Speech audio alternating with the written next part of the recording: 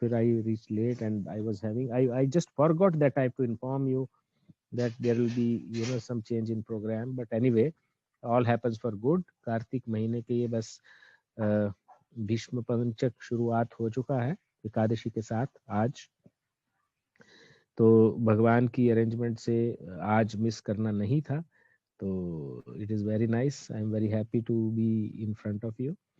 और आशा करता हूँ कि आज हम लोग थोड़ा सा ही पढ़े बेशक, लेकिन जरूर पढ़ेंगे। And we have ample time, I think 20-25 minute हुआ है, 15 मिनट हम आराम से पढ़ सकते हैं। तो हम लोग अभी आज नया चैप्टर शुरू करने जा रहे हैं कि कृष्ण का गोपियों से छिपना, उसका शीर्षक है। और हम पढ़ रहे हैं प्रभुपाद जी की द्वारा संकलित एंड रचित पुस्तक जिसका नाम है लीला पुरुषोत्तम भगवान श्री कृष्ण। तो आइए देखते हैं क्या कहते हैं इस अध्याय में। जब कृष्ण सहसा गोपियों की टोली से अदृश्य हो गए तो वे उन्हें प्रत्येक स्थान में ढूंढने लगे, किंतु कहीं भी उन्हें न पाकर वे भयभीत हो गए और उनके पीछे पागल हो गई। सो वे अत्यंत प्रेम तथा स्नेह से कृष्ण की लीलाओं का ही चिंतन करने लगे। तो आप सोचिए, गोपियां वृंदावन में ना रास के लिए कृष्ण के पास ही गई थी, और जब गोपियों को गर्व हुआ तो कृष्ण सहसा वहां से अंतर्ध्यानी हो गए, और जब वो अंतर्ध्यान हो गए then they were so you have the precious thing with you but all of a sudden you lose it. तो ऐसा व्याकुल हो जाता है मन। मतलब मैं मुंडेन उदाहरण देता हूँ कि मैंने नया आई वॉज अब्रॉड, तो मैंने नया आईफोन खरीदा and I went to Vrindavan. तो एकादशी के दिन पे मुझे याद है अभी भी, तो वृंदावन की परिक्रमा लगा रहे थे, तो फोन मेरे साथ में था। तो मैंने क्या किया कि वह एक लंगड़ा व्यक्ति भी परिक्रमा कर रहा था, तो I was very much overwhelm कि देखो जी एक लंगड़ा व्यक्ति परिक्रमा कर रहा है, और हम लोग तो मतलब 10 बार सोचते हैं परिक्रमा में जाने के लिए कि अब 10 किलोमीटर चलना होगा, थक जाएंगे और ऐसा वैसा। तो लेकिन मैंने उसका ना, वो चल रहा था आगे आगे, मैंने पीछे से वीडियो बनाना शुरू कर दिया उसका। So there were a gang of thieves, उन्होंने देखा इसके पास, इस व्यक्ति के पास आईफोन है, तो उन्होंने मेरा पीछा करना शुरू कर दिया। सो व्हेन द परिक्रमा वाज अबाउट टू फिनिश, सो दे उन्होंने मेरा पॉकेट मार लिया, और वो that time I had spent a heavy amount of money, around 64,000 का वो फोन उस टाइम पे पड़ा था। तो जेब से निकाल लिया, और जैसे ही निकाल लिया मैंने उसको महीना 2 महीने भी यूज नहीं किया था अभी, तो मेरी स्थिति ऐसा एकदम पागल जैसी हो गई। मैंने भाई आईफोन इतना महंगा लिया, और ये कोई लेके गया, उड़ा के लेके गया। मैंने फिर पुलिस में कंप्लेंट किया, चौकी गया, बहुत सारा कुछ किया, लेकिन वो फोन जा चुका था। तो देखिए, मैं एक एनालॉजी, मैं एक सिनेरियो क्रिएट करने की कोशिश कर रहा हूँ कि आपको जो बहुत ही प्रेशियस चीज होती है ना, एकदम से खो जाने से आपको एकदम, किंतु कहीं भी उन्हें ना पाकर वे भयभीत हो गई और उनके पीछे पागल हो उठी। तो वास्तव में मैं तो मुंडेन चीज की बारे में बात कर रहा हूँ, लेकिन आप देखिए किसी से हमें लगाव हो और इस तरह से उसका अंतर्ध्यान हो जाए या वो हट ही जाए, तो व्यक्ति पागल हो जाता है, इसमें कोई दो राय नहीं। और वे अत्यंत प्रेम तथा स्नेह से कृष्ण की लीलाओं का ही चिंतन करने लगे। और वैसे भी हम देखते हैं कि हमारे साथ कोई रहता है और वो देह त्याग कर दे इमीडिएट, और अभी तो हम उनके साथ थे और सब सारा चीज अच्छे से कर रहे थे, और एकदम से उसका देह त्याग हो जाए, तो उसके बाद में जो मन स्थिति होती है तो बहुत मतलब अलग तरीके की हो जाती है। और उसके बाद कुछ दिन बाद फिर वो एक्सेप्टेंस होती है कि नहीं, उसका देह त्याग हो गया, फिर वो चीजें याद आने लगती हैं जो साथ में बैठकर करते हैं या करते थे। ठीक है, तो वे अत्यंत प्रेम तथा स्नेह से कृष्ण की लीलाओं का ही चिंतन करने लगे। तो वो चिंतन वाली स्थिति हो जाती है एकदम, यू आर वेरी मच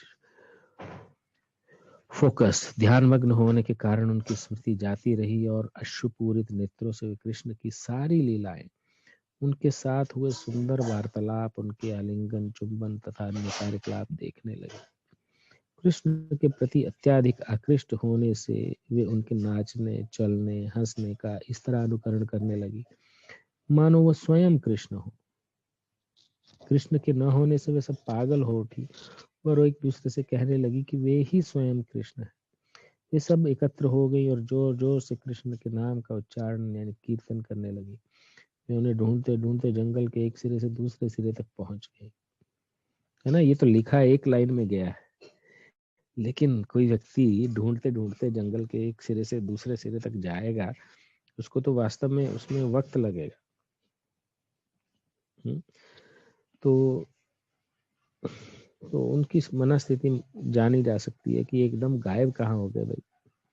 वस्तुतः कृष्ण सर्वव्यापी हैं, वे आकाश में हैं, वन में हैं, हृदय के भीतर हैं और सर्वत्र विराजमान हैं। तथा गोपियां वृक्षों तथा लताओं से कृष्ण के विषय में पूछने लगी। जंगल में अनेक प्रकार के बड़े तथा छोटे वृक्ष थे। गोपियां इन वृक्षों को संबोधित करने लगी, हे वट वृक्ष, क्या तुमने नंद महाराज के पुत्र को इधर से जाते, हंसते, वंशी बजाते देखा है? वह हमारे चित्त चुरा कर चला गया है। तो यदि तुमने उसे देखा है तो हमें बताते क्यों नहीं कि वह किधर गया? हे प्रिया अशोक, हे नागपुण्य के वृक्ष, हे चंपक वृक्ष, तुम ही बता दो कि क्या बलराम के छोटे भाई को इधर से जाते देखा है? अब मुझे नहीं मालूम कितने लोगों को मालूम होगा कि अशोक वृक्ष कैसा दिखता है और नाग पुष्प वृक्ष कैसा दिखता है, चंपक का वृक्ष कैसा दिखता है। तो जो लोग तो थोड़ा सा खेती बाड़ी के बारे में जानते हैं या गांव में रहे हैं तो वो इस चीज को सहज समझ सकते हैं। लेकिन आजकल तो ऐसा हो गया है कि ये वृक्षों के नाम जो वहाँ शहर में रहने वाले ये कहाँ जान पाएंगे। बड़ा मुश्किल है जब अगर उनको, क्योंकि गांव में व्यक्ति डे इन डे आउट वृक्षों के साथ में रहता है तो उसे अलग अलग वृक्षों पत्तों के हिसाब से उसको नाम याद हो जाते हैं। एनीवे, वे हमारे गर्व के कारण अंतर्धान हो गए। गोपियों को कृष्ण के अंतर्धान होने का कारण ज्ञात था। वे जानती थी कि जब वे कृष्ण के साथ आनंद मग्न थी तो वे अपने को ब्रह्मांड की सर्वाधिक भाग्यशालिनी स्त्रियां समझ रही थी और चूंकि अपने को गर्वित अनुभव कर रही थी, अतः कृष्ण उनके गर्व का दमन करने के लिए तुरंत अंतर्धान हो गए।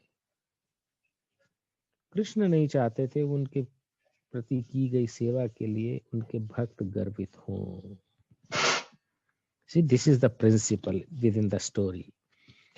So this story is such, Srimad Bhagavatam story is such that main principles are sandwiched in between the story. Main philosophy is sandwiched in between the story. Hold on please, एक मिनट, चारू।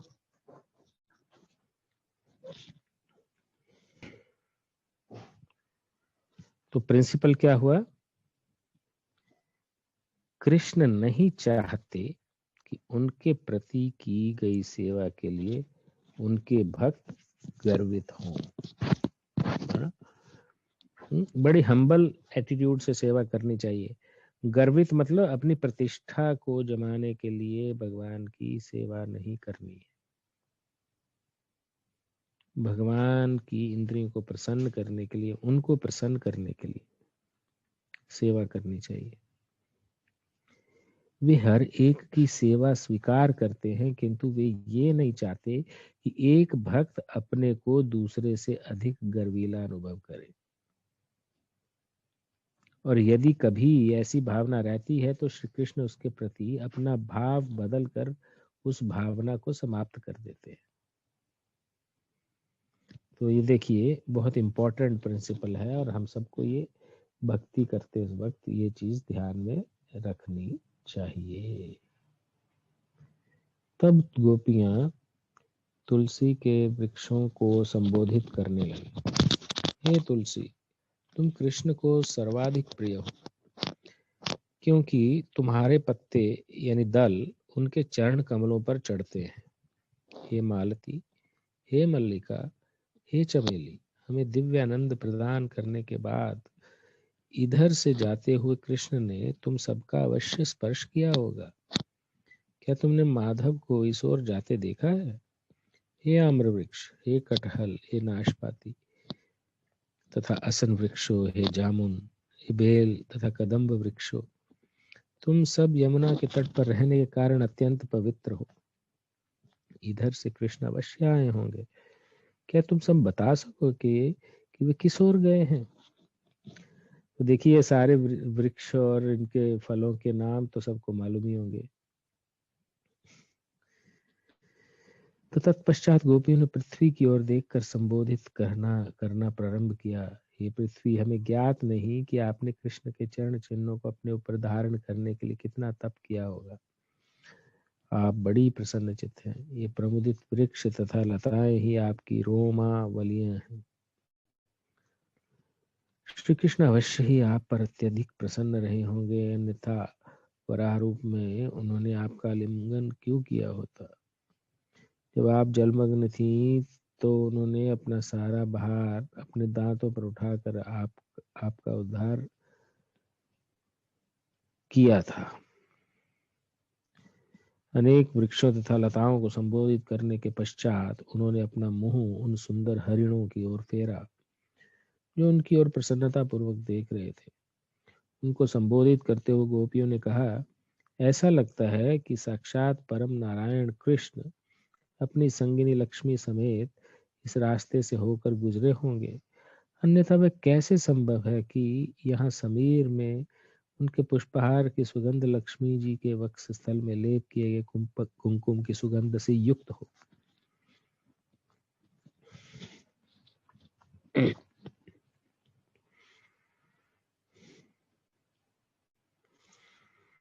ऐसा लगता है कि वे यहाँ से अवश्य गुजरे होंगे और तुम्हारे शरीरों का स्पर्श किया होगा, जिससे तुम सब इतने प्रसन्न लग रहे हो और हमारी ओर करुण दृष्टि से देख रहे हो। अतः कृपा करके क्या हमें बता सकोगे कि कृष्ण किधर गए हैं? कृष्ण वृंदावन के शुभ चिंतक हैं। वे तुम पर उतने ही दयालु हैं जितने हम पर। अतः हमें त्यागने के बाद वे अवश्य ही तुम लोगों के संग रहे होंगे। तो ये भाग्यशाली वृक्षों, हम बलराम के छोटे भाई कृष्ण का चिंतन कर रही। वे अपना एक हाथ लक्ष्मी देवी के कंधे पर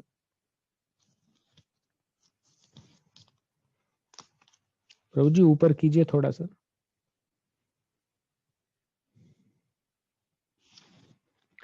और दूसरा हाथ कमल का पुष्प नचाते हुए इधर से गए होंगे। प्रभु जी और ऊपर कीजिए थोड़ा। हाँ, हाँ जी, हाँ जी। और तुम लोगों के नमस्कार करने पर प्रसन्न हुए होंगे और तुम सबको प्रसन्नता पूर्वक निहारा हो।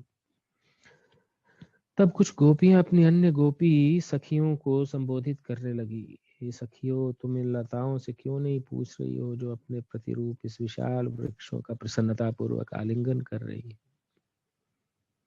अवश्य ही इन लताओं के फूलों को कृष्ण ने अपनी नखों से स्पर्श किया होगा, अन्यथा वे इतनी प्रसन्न क्यों हैं? जब गोपियां श्री कृष्ण को इधर उधर खोज कर थक गईं तो वे प्रमत्ताओं की तरह बातें करने लगी, मतलब पागलों की तरह। वे कृष्ण की विविध लीलाओं का अनुकरण करके अपने आप को संतुष्ट करने लगी।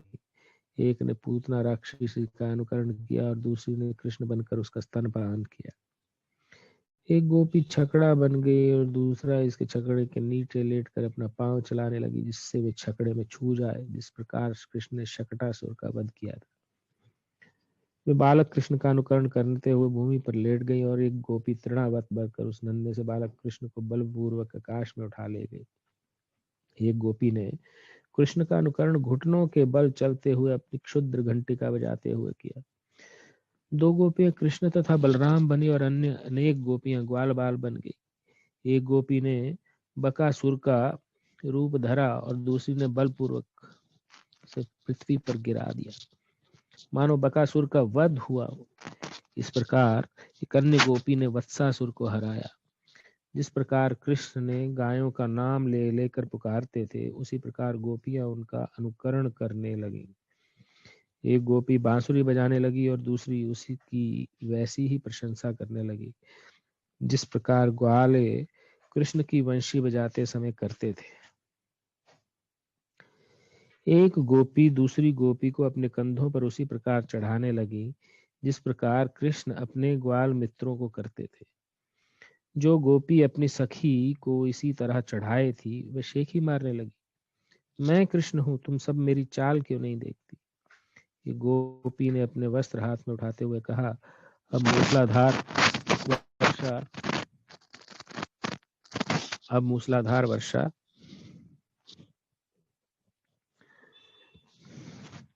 तथा प्रबल चक्रवात से मत डरो, मैं तुम सबको बचाऊंगी। इस प्रकार उसने गोवर्धन धारण का अनुकरण किया। एक गोपी अपना पैर दूसरी गोपी के सिर पर रखते हुए बोली,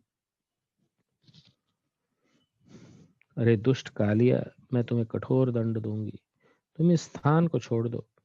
इस पृथ्वी पर मेरा अवतार सभी तरह के दुष्टों को दंड देने के लिए हुआ है। दूसरी गोपी अपनी एक सखी से बोली, देखो ना, दावाग्नि की लपटें हमें लीलने आ रही हैं, अपनी आंखें बंद करो, मैं तुम्हें इस आसन्न संकट से बचा लूंगी। इस प्रकार सारी गोपिकाएं कृष्ण के अभाव में उन्मत्त हो रही थी। उन्होंने कृष्ण के विषय में वृक्षों तथा लताओं से पूछा। कई स्थानों में उनके चरण चिन्ह दिखाई पड़े जिनमें ध्वजा, कमल, त्रिशूल, व्रज आदि अंकित थे। इन चरण चिन्हों को देखकर वे फूट फूट कर रो पड़ी। अरे, ये तो कृष्ण के पैरों के चिन्ह हैं। सारे लक्षण ध्वजा, कमल, पुष्प, त्रिशूल तथा व्रज बिल्कुल स्पष्ट दिख रहे। वे उन पद चिन्हों का अनुकरण करने लगी। तभी उन्हें पास ही दूसरे चरण चिन्ह दिखाई पड़े। वे तुरंत अत्यंत दुखी हुई। और प्यारी सखियों, देखो ना, ये दूसरे चरण चिन्ह किसके हैं। ये महाराज नंद के पुत्र के चरण चिन्हों के पास पास है। निश्चय ही कृष्ण किसी अन्य गोपी पर अपना हाथ टेके इधर से उसी प्रकार गए हैं जिस तरह हाथी अपनी प्रिया के साथ साथ चलता है। अतः हमें ये जान लेना चाहिए कि इस विशिष्ट गोपी ने कृष्ण की सेवा हम सबों से अधिक प्रेम और स्नेह से की है, इसलिए वे हमें त्याग कर भी उसका संग नहीं छोड़ पाए। देखिए, इसमें राधा रानी की बात हो रही है यहाँ पे, और एक्चुअली नाम नहीं लिया गया उनका, सुखदेव गोस्वामी ने उनको नाम नहीं लिया। तो हम बस यहाँ तक पढ़े, आगे तक पढ़ लेते।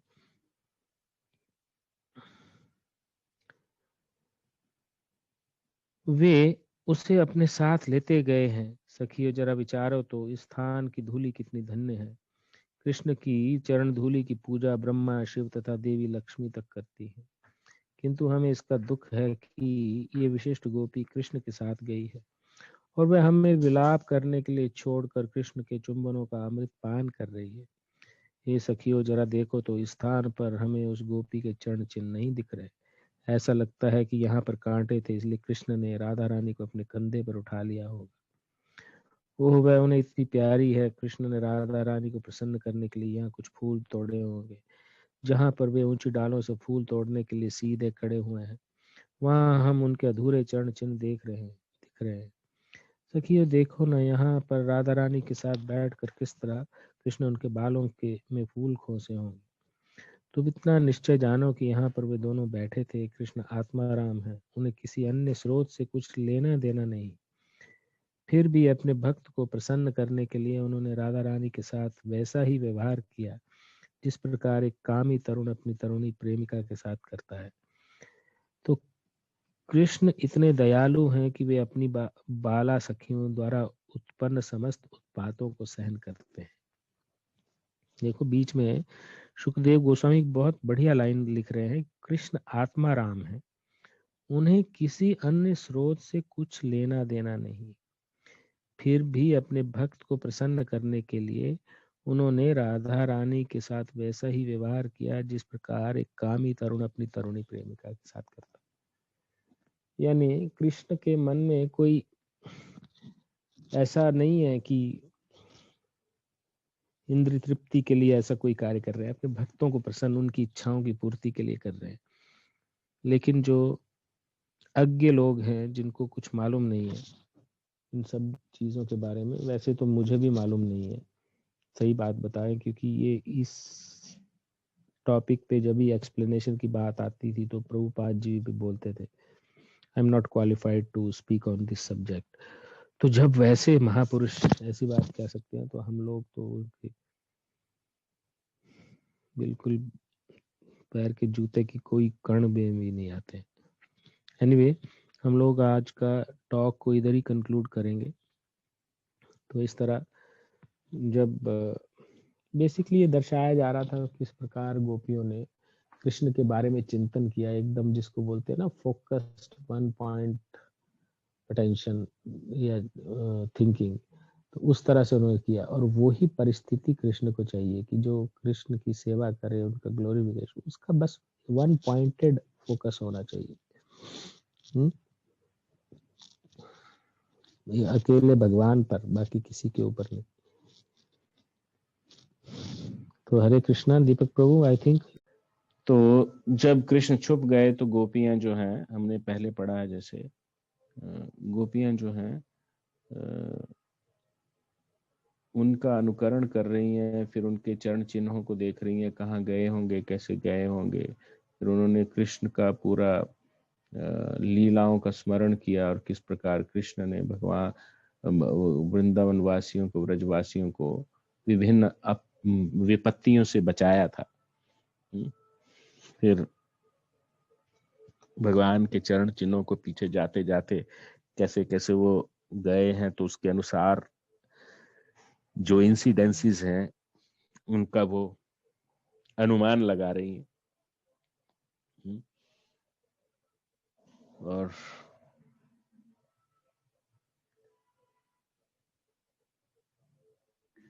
आगे कहते हैं, इस प्रकार सारी गोपियां उस विशिष्ट गोपी के दोषों का वर्णन करने लगी। उनका नाम नहीं लिया गया, लेकिन वो राधा रानी है एक्चुअली। सुखदेव गोस्वामी जैसे ही राधा का रा बोलते थे तो वो ना 6 महीने तक समाधि में चले जाते थे एक्चुअली। तो इसलिए उन्होंने वो नाम ही नहीं लिया इसमें। तो ऐसा वर्णन आता है कि सुखदेव गोस्वामी जैसे राधा रानी का नाम लेने लगते थे तो वो 6 महीने तक समाधि में चले जाते थे। कि फिर वो भागवतम कैसे वो कहेंगे, 7 दिन का समय था परीक्षित महाराज को कहने का, इसलिए उन्होंने वो शब्द से ही रिफ्रेन कर दिया कि 7 दिन के अंदर उनको कथा और भक्तों के बारे में कहना है, भगवान के बारे में कहना, सारी लीलाओं का वर्णन करना है। तो इसलिए उन्होंने विशेषकर से राधा रानी का नाम नहीं लिया, लेकिन उसको विशिष्ट गोपी के नाम से यहाँ पे कहा गया है।